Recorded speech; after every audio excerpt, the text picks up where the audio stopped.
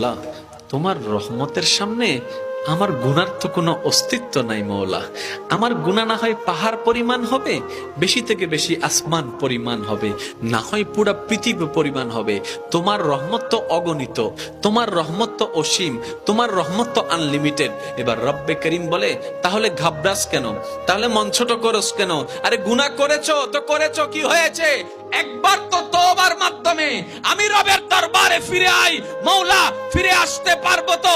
দরজা কি খোলা আছে?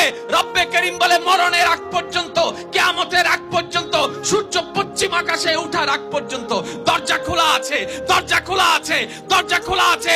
এবার বান্দা বলে, মওলা 24টা ঘন্টার কোন টাইমে আসলে সেই দরজা খোলা পাবো? রব্বে করিম বলে, আরে ব্যাংকের দরজা খোলা থাকে নির্দিষ্ট সময়ে, অফিস আদালতের দরজা খোলা থাকে নির্দিষ্ট সময়ে, এমনকি ঘরের দরজাও খোলা থাকে নির্দিষ্ট সময়ে, এর বাইরে যায় না। কিন্তু তোর রবের